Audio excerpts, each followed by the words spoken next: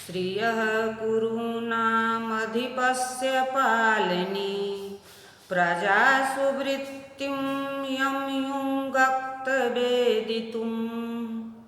सवर्णलिङ्गे विदितः समाययौ युधिष्ठिरं द्वैतवने वनेचरः। नमस्कार, मैं डॉक्टर काबरी कुमारी, सहायक प्राध्यापक, जूथालाल संस्कृत महाविद्यालय, मझौलिया, पश्चिम चंपारण, आज उपशास्त्री के छात्रों के लिए महाकवि भारवी रचित संस्कृत महाकाव्य किरातार्जुनीयम की कथा वस्तु बताने जा रही हूँ। भारवी संस्कृत के महान कवि हैं। वे अर्थ की गौरवता के लिए प्रसिद्ध है। किरातार्जुनीयम महाकाव्य उनकी महान रचना है। इसे एक उत्कृष्ट श्रेणी की काव्य रचना माना जाता है।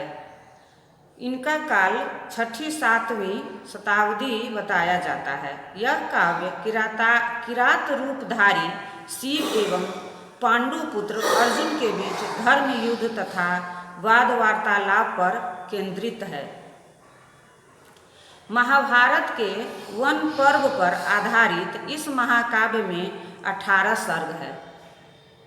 भारवी संभवतः दक्षिण भारत में कहीं जन्मे थे। उनका रचना काल पश्चिमी गंग राजवंश के राजा दुर्विनीत तथा पल्लव राजवंश के राजा सिंह विष्णु के शासन काल के समय का है। कवि ने बड़े से बड़े अर्थ को थोड़े से शब्दों में प्रकट कर अपने काव्य कुशलता का परिचय दिया है। कोमल भावों का प्रदर्शन भी कुशलता पूर्वक किया गया है। भारवी ने केवल एक अक्षर 9 वाला श्लोक लिखकर अपनी काव्य चातुरी का परिचय दिया है। किरातार्जुनीयम किरात और अर्जुन की कथा, अर्थात किरात और अर्जुन की कथा, महाकवि भारवी द्वारा 7वीं शती ईस्वी में रचित महाकाव्य है, जिसे संस्कृत साहित्य में महाकाव्यों बृहत्त्रयी में स्थान प्राप्त है। महाभारत में वर्णित किरातवेशी शिव के साथ अर्जुन के युद्ध की लघु कथा को आधार बनाकर कवि ने राजनीति, धर्मनीति, कूटनीति, समाजनीति, युद्ध नीति, जनजीवन आदि का मनोरम वर्णन किया है। यह काव्य विभिन्न रसों से ओतप्रोत रचना है, किंतु वीर रस प्रधान है। संस्कृत के 6 प्रसिद्ध महाकाव्य है, बृहत्त्रयी और लघुत्रयी। किरातार्जुनीयम भारवी शिशुपालवधम माघ और नैषधीय चरितम श्रीहर्ष बृहत्त्रयी कहलाते हैं। कुमार संभवम, रघुवंशम और मेघदूतम तीनों कालिदास द्वारा रचित लघुत्रयी कहलाते हैं।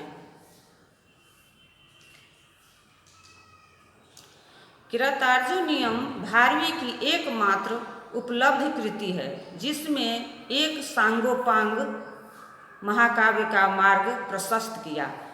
माघ जैसे कवियों ने उसी का अनुगमन करते हुए संस्कृत साहित्य भंडार को इस विद्या से समृद्ध किया और इसे नई ऊंचाई प्रदान की।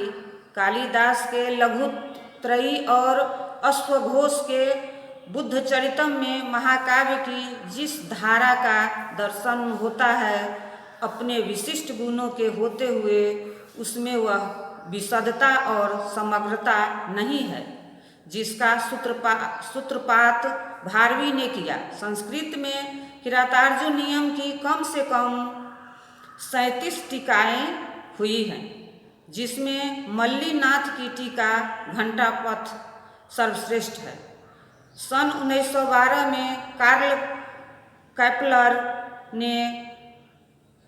ने हार्वर्ड ओरिएंटल सीरीज के अंतर्गत किरातार्जुन नियम का जर्मन अनुवाद किया।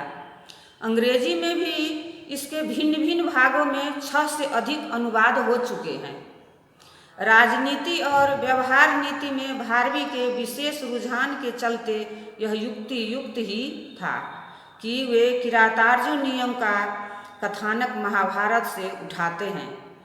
उन्होंने वन पर्व के 5 अध्यायों से पांडवों के वनवास के समय अमोघ अस्त्र के लिए अर्जुन के द्वारा की गई शिव की घोर तपस्या के फलस्वरूप पशुपतास्त्र प्राप्त करने के छोटे से प्रसंग को उठाकर उसे 18 सर्गों के इस महाकाव्य का रूप दे दिया। जब युधिष्ठिर कौरवों के साथ द्वैत क्रीड़ा में सब कुछ हार गए तो उन्हें अपने भाइयों एवं द्रौपदी के साथ 13 वर्ष के वनवास पर जाना पड़ा। वनवास के कष्टों से खिन्न द्रौपदी पांडवों को युद्ध के माध्यम से कौरवों से अपना राज्य वापस लेने हेतु प्रेरित करती थी। भीम भी द्रौपदी का पक्ष लेते हैं। वनवासी गुप्तचर हस्तिनापुर से सूचना लाते हैं कि वनवास अवधि के बाद भी कौरव पांडवों का राज्य नहीं लौटाएंगे, लेकिन क्षमाशील युधिष्ठिर धर्म और आदर्श की बात कर युद्ध करना नहीं चाहते। व्यास आकर उन्हें सलाह देते हैं कि भविष्य के युद्ध के लिए उन्हें अभी से शक्ति संवर्धन करना चाहिए। इसी क्रम में अर्जुन की तपस्या से प्रसन्न होकर इंद्र उपस्थित होते हैं और अपनी मनोरथ पूर्ति हेतु शिव की तपस्या करने की सलाह देते हैं। अर्जुन फिर घोर निराहार तपस्या में लीन हो जाते हैं। अन्य तपस्वी उन्हें मुनि धर्म विरोधी समझकर शिव से सहायता मांगते हैं। भगवान शिव किरात वेशधारी अपने गुणों की सेना लेकर पहुंच जाते हैं। उसी समय मूक नाम का एक दानव अर्जुन की तपस्या को देवताओं का कार्य समझकर विशाल शूकर का शरीर धारण कर उसको मारने के लिए झपटता है। शिव और अर्जुन दोनों द्वारा एक साथ चलाए गए एक जैसे बाण से उस सुअर का जीवन लीला समाप्त हो जाती है। शिव का बाण तो उसके शरीर को बेधता हुआ धरती में धंस जाता है और अर्जुन जब अपना बाण उसके शरीर से निकालने जाते हैं तो शिव अपने गण को भेजकर विवाद खड़ा कर देते हैं।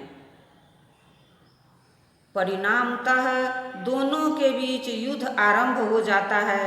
अर्जुन गणों की सेना को परास्त कर देते हैं, पर शिव के साथ हुए युद्ध में परास्त हो जाते हैं। पराजय से हताश अर्जुन किरात सेनापति के वेश में शिव को पहचान कर समर्पण कर देते हैं, जिससे प्रसन्न होकर शिव प्रकट होते हैं और पशुपतास्त्र प्रदान कर उसका प्रशिक्षण देते हैं। इस तरह अर्जुन का मंतव्य पूरा होने के साथ महाकाव्य विद्या के भी सारे मंतव्य सिद्ध हो जाते हैं। मैं इस कथा को विराम देती हूँ। धन्यवाद। जयतु।